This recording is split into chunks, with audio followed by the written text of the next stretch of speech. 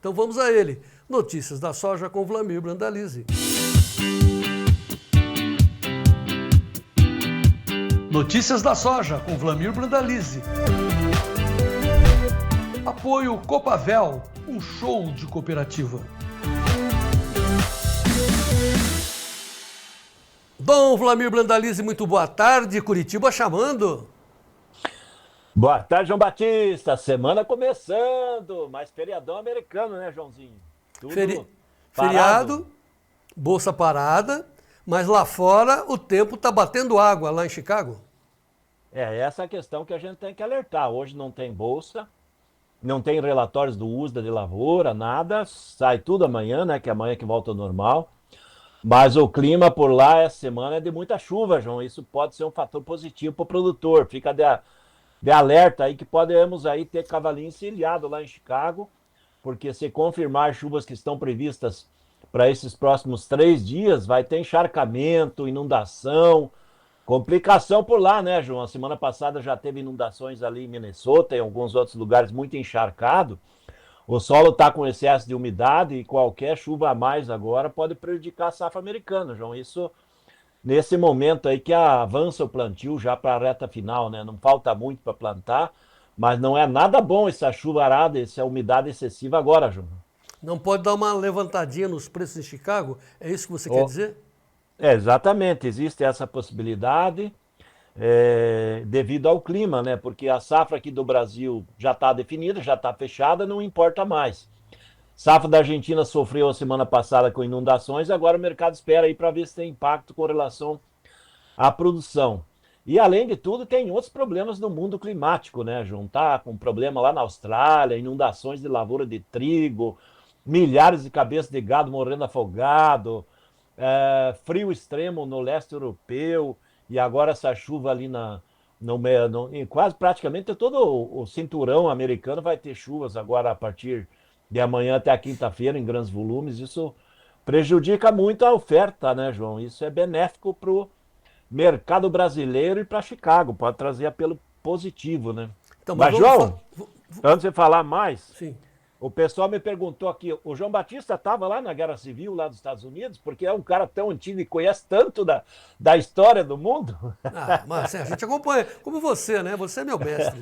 Né? Pessoal, estou ao lado do mestre. É o mestre aqui. Esse é o cara que sabe. Por que é o feriado? Alguns perguntaram aí hoje para mim, explique por que tem esse feriado americano aí para a gente entender.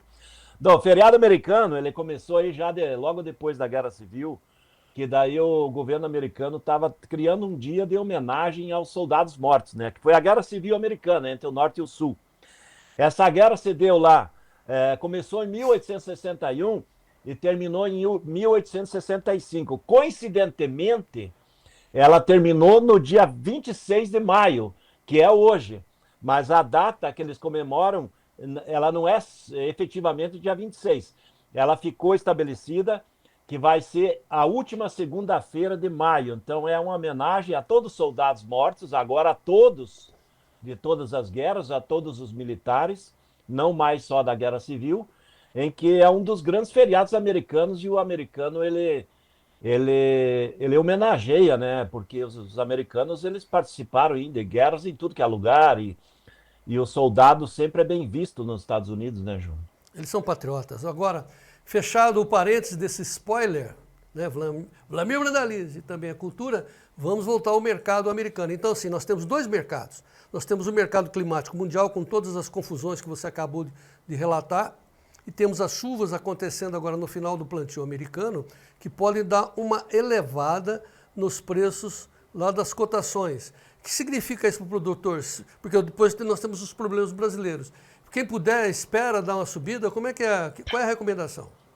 Olha, João Batista, a questão é o seguinte, amanhã, se confirmado esse clima aí, já pode trazer uma pressão, né? Que veio do feriadão, né? No feriadão eles liquidaram a posição na sexta-feira para se proteger do fim de semana mais longo, e a partir de amanhã ele volta a operar em cima de clima, e também tem outro fator aí com relação a questão que no final de semana os russos acabaram bombardeando a Ucrânia lá de maneira muito agressiva, né? Isso, ele colocou mais que nem você falou antes aí do bode na sala, estava caminhando para as negociações e tudo, para um período de paz, e agora o quadro piorou por lá, né? Porque os russos acabaram atingindo dezenas de cidades ucranianas num ataque, foi o maior ataque noturno desde que começou a guerra. E aparentemente o Trump deu uma bronca ontem aí, disse que o Putin tá indo além do que seria a lógica, alguma coisa assim.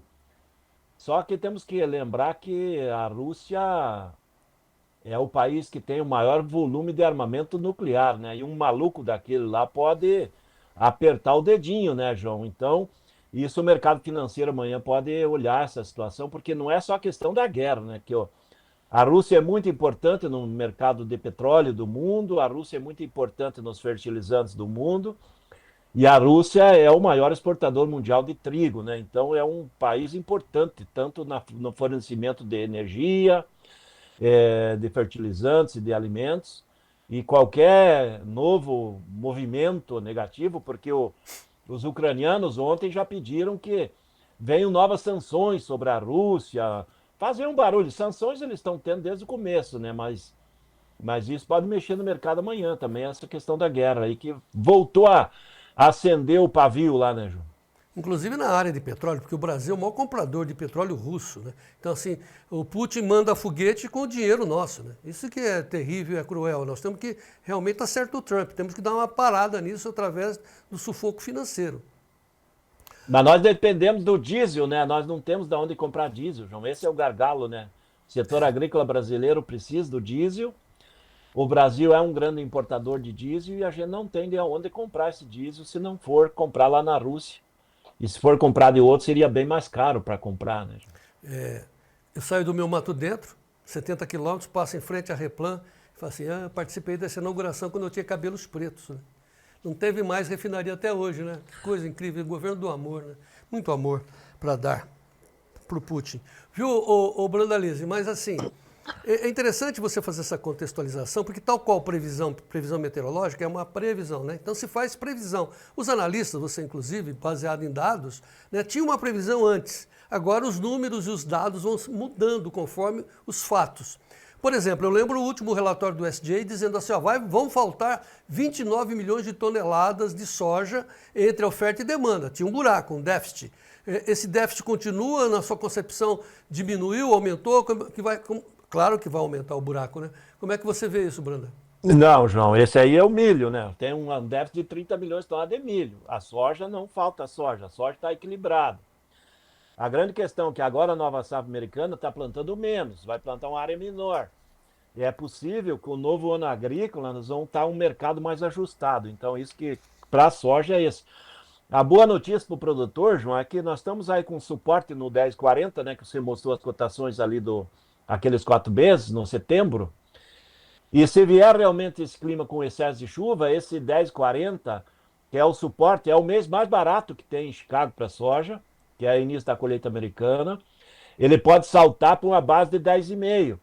E os meses mais longos aí, quem pensa julho 26, que é a nova safra brasileira, já pode saltar perto dos $11. Então, nessa condição, essa semana a gente tem um ambiente que pode estar caminhando para trabalhar com base de 10,5 e talvez algum mês lá na frente furar os 11. Então, é por isso que existe essa expectativa de um mercado um pouco mais valorizado em cima da necessidade, né, questão do clima americano, porque normalmente o mercado, o investidor, ele olha muito mais o clima americano que qualquer outro. Então, nesse momento, o clima não vai ser muito favorável, porque excesso de chuva nessa fase que ainda está plantando e as lavouras germinando, não é nada bom para a safra deles. Lá não está começando bem, né, João? Muito bem, agora vamos olhar aqui as negociações para o produtor brasileiro, o maior produtor de soja do mundo. Vem aí o dia 30. O que é o dia 30? É o dia do boleto, né? E eles sempre vencem. Isso que é difícil de acreditar. Só que o pessoal tem que começar a vender para chegar com dinheiro na sexta-feira. É isso que vai acontecer aqui dentro do Brasil, Vlamir? Nós vamos ter uma corrida de vendas agora nessa manhã, depois, quarta-feira. Tem produtores, depende de onde ele tá com a dívida, né? Tem produtores que têm dívidas em cima de cooperativas, né? Que daí ele tem a conta até a sexta-feira para pagar. em financiamento paralelo, cooperativa e sistema de bancos cooperados, né?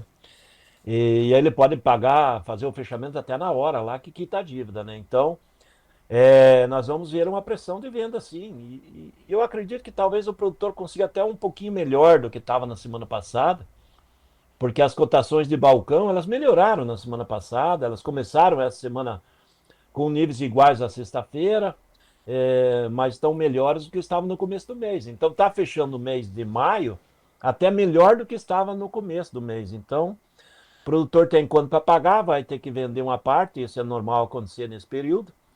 E vamos torcer aí que o mercado amanhã de Chicago venha dentro de uma lógica de um leve crescimento e que traga uma pressãozinha positiva, né? Porque o dólar por aqui provavelmente também deve começar a dar sinais aí de uma pressão de alta, né? A economia brasileira, a cada semana que passa, o governo perde credibilidade.